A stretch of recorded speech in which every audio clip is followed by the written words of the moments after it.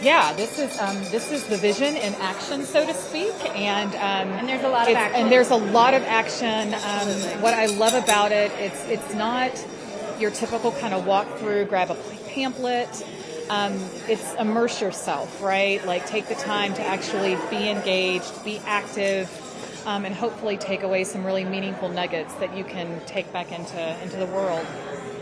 And what inspired you to say yes to this pretty big undertaking? Well, many people know just because of the position that I hold and the public eye that I stay in. I had some pretty profound loss this past year. My son passed away on what will be Sunday, November 19th of last year. His little brother was also involved in the accident that took their lives. His little brother passed away on impact on November 10th.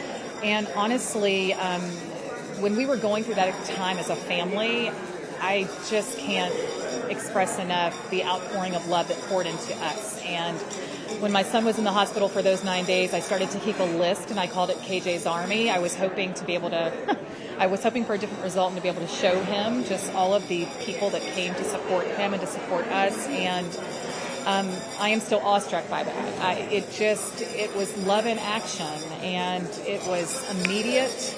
And we needed that, and I know that what that did to uplift us during such a sorrowful time. And honestly, I wish that was the response around everything that needs attention and care in society, whether it's something that tragic or something not so tragic. And so when asked and approached, I, without hesitation, said yes, because it was a way to just pour back out the love that was poured into me and continues to be poured into me and my family during a time when we needed it.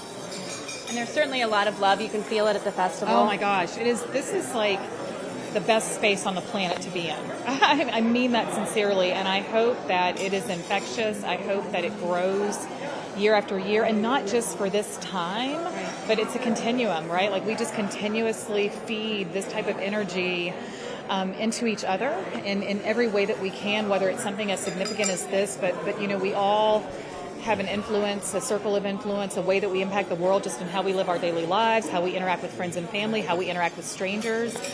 Kindness isn't hard. I think we make it hard. It is, we can do so much more, and this is a wonderful demonstration of just that. So yeah, it's pretty special. It's been so special to work with you. And it's been wonderful. We're very grateful, so thank you very much. All right, thank you. All right, well, let's go take a look at what we've got going on here. So these, we've got a sand mandala happening right now, and these are monks with the Drepung Gomang. Here, this will be a better explanation. Let me introduce you to Mandy Olivam. She is my colleague at the Center for Interfaith Relations, and that is the host of the Festival of Faiths. And Mandy was in on the ground floor of planning the Embodying Love Plaza, so she can share a little bit more about the plaza in general. Thanks, and then Sarah. Specifically what you see going on behind us right now. Thank you so much, Sarah. I appreciate it. This inaugural Embodying Love Plaza is an incredible collaborative effort, especially headed by the magnificent Adria Johnson, who I know everybody just got to meet and see, and her wonderful team, great folks at the center.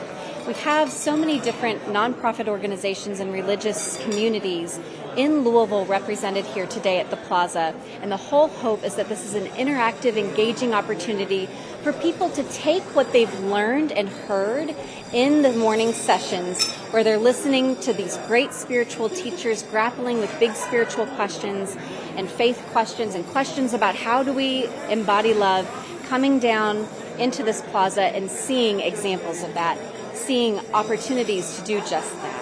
So there's a lot to do down here. There's a lot to experience and see, which is so exciting, and I'm glad we get to share a little bit of it with you today. Not only do we have local folks represented, but we have some really incredible national, international presence here, with the sand mandala being created here by the monks from the Drepung Gomang Monastery Sacred Arts Tour. They're here constructing this mandala over the course of the festival. So they began yesterday with an opening prayer, and they're continuing to build this all day today, tomorrow, and through Saturday. And so what exactly are they doing? What are they working with? So what you can see is that they're using these little metal tubes, and little bits of colored sand. And they're slowly, grain by grain, placing with the vibration, it just gently releases the sand to create this really elaborate, ancient visual. This is the Compassionate Buddha mandala, and it represents a lot of what we're trying to explore here in the Embodying Love Plaza. This is an ancient tradition, so it's a real honor that they're here today bringing forward this practice amid the other opportunities to engage. And then at the conclusion of this very elaborate, intricate work of art, tell us what happens when it's all finished. Sure. Yes, I mean, I just have to highlight, they've been working since 8 a.m. this morning. They will work through this evening till 8 p.m. They will work all day tomorrow, and then Saturday morning, it'll be this elaborate picture, and at the very end, on Saturday, at the closing celebration, they'll dissolve the mandala, which means that they'll sweep it up. And maybe for folks who are able to be present, you'll receive little packets of sand to take home as a little keepsake, but the majority will be taken and dumped into the Ohio River. And this is a rich tradition that symbolizes this release. You know, here we are talking about building practices of love, embodying love, and a lot of times we don't know the outcome. We can't be attached to what comes after. So it's a really beautiful and fitting culmination of the festival to say, we've done all this work here, and now we send it out into the world. We release it. We offer it as a gift. Beautiful. Well, thank you so much. And this is just a little bit of what we have to offer, so we can move on, and I'll give you a little bit right across the way here. We go from an ancient art form to something very modern, and we've got some virtual reality happening here. And this is, perhaps she could tell us a little bit more about what we have going. Oh, okay. At the same time, she also has a... All right, we'll come back then, because this is live. We'll back it on out. All right, so they're in the middle of a virtual reality session at the moment, so we don't want to disturb that, and we'll come back momentarily. All right, so we'll move on down the plaza here. And this has been bustling, and it's going to be going on for several hours. Over here we have all of our Festival of Faiths merchandise, which was inspired by this year's theme of embodying love. And even if you can't make it down here in person, this is all available online at festivaloffaiths.org. So please check that out. Here's a great stop. This is an organization that is very dear to Louisville, Dare to Care. And I see there are some folks here who can speak to exactly what their mission is and what they're doing here today. Hi, I'm Sarah, and I would love it if you could share with our audience a little bit about Dare to Care. Yeah, so Dare to Care Food Bank is the food bank that serves Kentuckiana, so the 13 counties in the Louisville area in southern Indiana. We actually started 54 years ago last week after a little boy named Bobby Ellis died of malnutrition here in Louisville. Everybody woke up on Thanksgiving Day to see that this had happened, and the community came together. People of all different faith traditions came together and agreed we can never have this happen again. So now we're an organization that serves about 25 million pounds of food a year. We have 300 partners, from soup kitchens to large nonprofits out in the community serving the food, and they get it from us for free. So yeah. And what do we have here? Freeze-dried meals? Yes. Can you tell us about that? So our chef in our community kitchen created this. We're the first food bank that we know of in the country to create this. But these are meals, nutritious meals that are freeze-dried, and we just got approval from the FDA over the summer. We're going to start creating these and handing them out through our partners to our houseless neighbors. So all they have to do is go into a gas station, open 24/7, add hot water from a coffee tap, and they'll have a really delicious meal. So it's a great way to think about the neighbors we serve, what they might want, what works for them best, and to do that. So. Right. And, you know, obviously the theme of this festival is love and leading with love and showing love, and I think there's probably no more loving act than what you've just described. Yeah. And you mentioned your chef. Is that Teresa? Chef Teresa. Okay, yeah. So Chef Teresa with Dare to Care is also quite a storyteller, and she will be sharing one of her own stories, a personal story, during our evening of storytelling, which happens tomorrow evening at 7 o'clock. So you can tune in, live stream, or if you're in town, come on down to the Kentucky Center. Well, thank you all so much. Thank you. All right. Move on.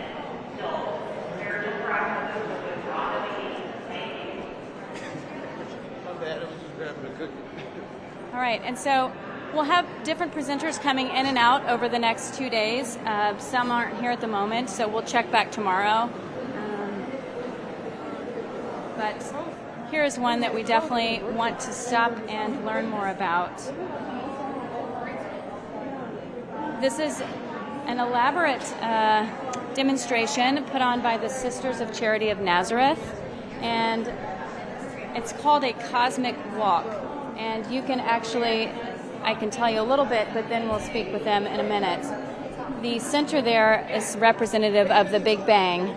And then if you follow the walk along, you can see moments in history, the history of the world. And then when we get to the very end here is when humanity started to really make an impact. And it really shows you kind of the awesomeness of our universe. And you can either take the walk or you can just sit back and meditate in these seats over here. And so let's go over here and see if we can get a little more background on what we have going on.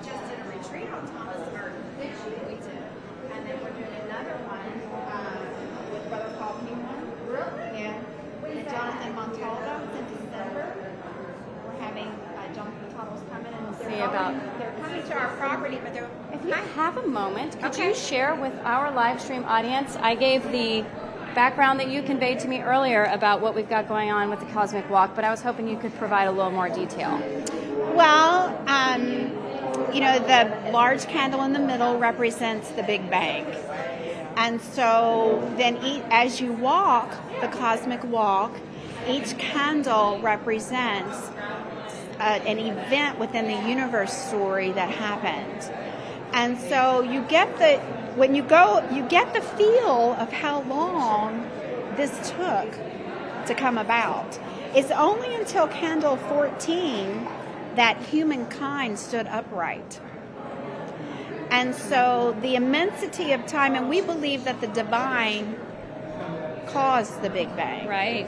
And we also know today, only recently have we come to understand that all the particles, all the matter, everything existed and came about because of the Big Bang. So it's a way for us to realize humility, number one, and that we all need to come together and work together for the future of not only our Earth, because she needs sustainability. She's been evolving for a long time. We have not taken really good care of her. And then that we need to become more unified. And diversity is good. Diversity is, God loves diversity. But that we need to support one another and unify and be more collaborative going forward. So that's kind of why we're here.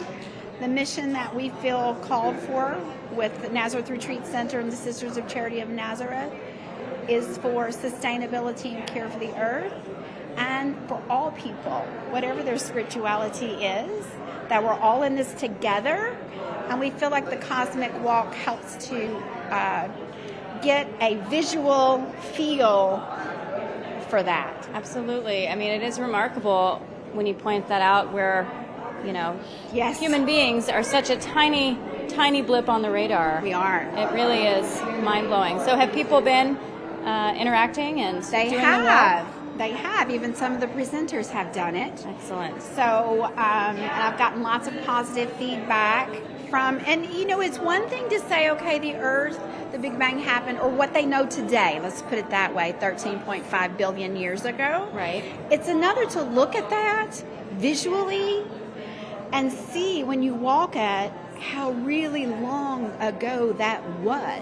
Right. It's hard to capture 13.5 billion years. Absolutely.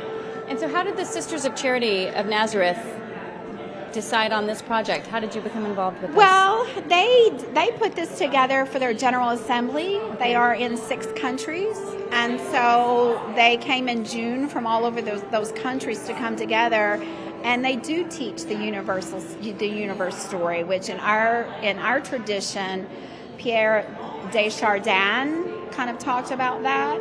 So they wanted to ground their General Assembly on that because they really believe in the sustainability of the earth. They believe that climate change is the issue of our day, the issue. And so one of the ways that we can communicate that is to point to the universe story. Right. That the divine does call us to take care of the earth. The divine does call us to love each other in our diversity. That is part of it. Right. Rather than us becoming tribal, where what I call we circle the wagons, thinking that we have all the answers when, okay, no, not really. And this is definitely exhibits that. Yes. Perfectly. So, well, thank you so much. You're welcome. We're so pleased to have you here. You're welcome. All right, Y'all thank have you. a good day. All right, we'll see if there's one more table that we can visit. The one that's up for sale right now. Oh, I don't know if it's for sale. It's 41st. Perhaps 44th. this is an organization called Sowing Seeds of Love Together. Let me see if there's someone here who can tell us a little bit more. Directly with that one. So we're Louisville Grows and Beargrass Thunder. Oh, okay. Yeah. Well, great. Well, would you mind sharing Sure. a bit about? So, introduce yourself. So I'm Mariah Corso. I'm with Beargrass Thunder. We're a native landscaping company, and we also run the Louisville Seed Bank, which we take in donated seed packets. We're located, our physical location is in the Louisville Tool Library on Logan Street. And there you can come once a month and get up to 5 free seed packets. We do monthly seed swaps where we actually take in seeds from the community too. Because if they're grown inside the Louisville Heat Island, they can be swapped and better grown in other people's yards. So it's a way of supporting growers and learning how to grow your own garden at low cost. You don't have to put a ton of money into it to get started. The Louisville Tool Library provides a bunch of free pots and whatnot. And I'm also here today with Louisville Grows, who is a urban nonprofit who does forestry. And I'm going to let Maggie. Tell me a bit about Louisville Grows. I'm Nad Marshall. I'm the urban agriculture manager at Louisville Grows. We have an urban agriculture program as well as an urban forestry program. We help support community gardens in the West End and South End and all over the metro area. We have tree plantings as well. We have a planting coming up on December 2nd in the Germantown Schnitzelberg neighborhood. Is that something you would need volunteers for? Absolutely, we do. And if you go to louisvillegrows.org, you can find more information about our community garden programs, our seeds and start sales, and our tree plantings. Excellent. And what's going on here today? We are serving seeds. So we have a little tea set today. We have native wildflower seeds around the edge and inside a lot of here. We have things like beans and kale, and this is even corn that was grown locally here in Louisville and is getting redistributed back out. So you can make your own seed packets. Excellent. Well, thank you all so much for being here. Yeah, Thank you. All right. While we're at the end of the line, we'll make one more stop for today. And we'll come over here and we will chat with Louisville Presbyterian Theological Seminary. Yes, and or Louisville Seminary for short. Yes, the Louisville Seminary has been part of the festival the past few years. We've been lucky to have speakers from the seminary, I know. And what are you all doing here today? Are you just So hopefully answering questions Right. from folks that are interested regarding our degree and other programs that we offer at Louisville Seminary. Well, maybe tell us then a little bit about the seminary in Louisville and what it has to offer. Yes, absolutely. We are actually celebrating our 170th year. As an institution, we actually started here downtown and then moved over to Alta Vista in the early 60s. Okay. And since then, we have been educating folks to proclaim the gospel, to care for all, and to work for justice in communities everywhere. So we feel that being part of the Festival of Faiths is supportive of our mission, and we can be supportive of their mission as well. That's wonderful.